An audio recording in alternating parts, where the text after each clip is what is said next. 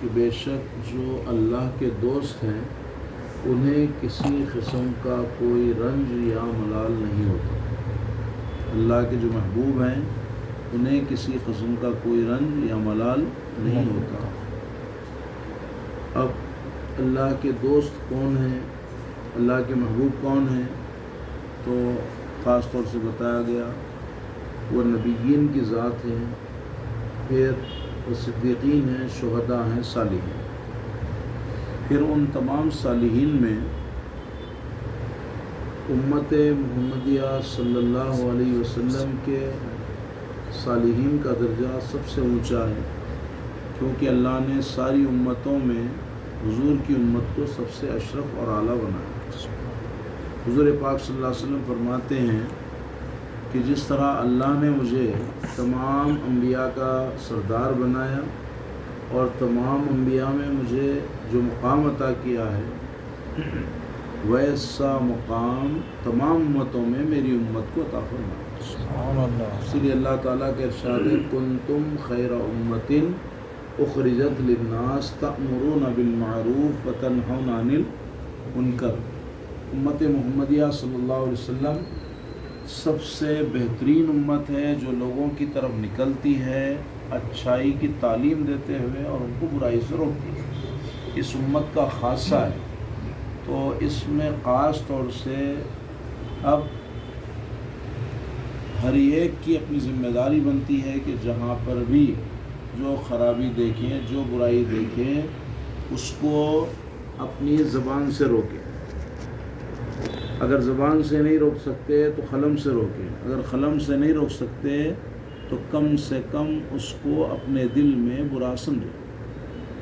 یہ سب سے کم درجہ ہے ایمان کا، جس کو برا سمجھ کر آپ اس سے دور رہیں۔ تو اب یہ امت کا یہ مقام ہے، تو اسی لیے پیارے نبی صلی اللہ علیہ وسلم فرمایا کہ میری امت کے علماء انبیاء بنی اسرائیل کا درجہ رکھتے ہیں، اور پھر علماء انبیاء علیہ السلام کے وارثین ہیں۔ اب اللہ رب العزت نے یہ کام صحابہ کرام پر رکھا، تو صحابہ کرام کی ذات نے اتنا کام انجام دیا کہ کوئی ان کے تصور تک جانا بھی محال ہے۔ ابھی میں تھوڑی دیر پہلے بھی ذکر کر رہا تھا کہ صحابہ کرام نے جب اس امت کو طاقت کی ضرورت پیش آئی تو انہوں نے اپنی پوری طاقت اس امت کی حفاظت کے لیے اور دین اسلام کی ترقی اور ترویج کے لیے انہوں نے لگا دی۔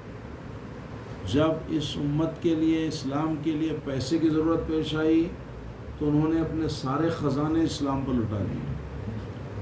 پھر اس کے بعد ان کی ہی نہیں بلکہ ان کی اولاد کی، ان کے ماں باپ کی، ان کی جانوں کی ضرورت بھی اسلام کو جب ضرورت پیش آئی تو انہوں نے اس کی بھی پرواہ نہیں کی، اور انہوں نے اپنی جانوں کو بھی نچھاور کیا، اپنے ماں باپ کی جانوں کو نچھاور کیا، اور اپنی اولاد کی جانوں کو بھی نچھاور کیا۔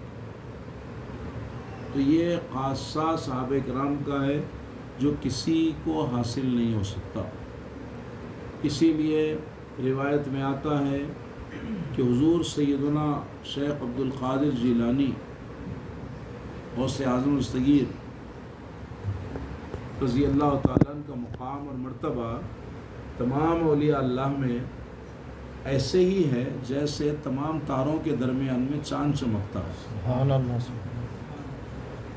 اور لکھا ہے کہ جب کوئی ولی اپنی ولایت کی منزل کو پہنچتا ہے اور اس کو ولایت کا جب درجہ دینا ہوتا ہے تو اس کی نام کی سفارش نبی پاک صلی اللہ علیہ وسلم کی بارگاہ اقدس میں پیش ہوتی ہے کہ یا رسول اللہ، یہ آپ کا امتی اس منزل پر پہنچا ہے۔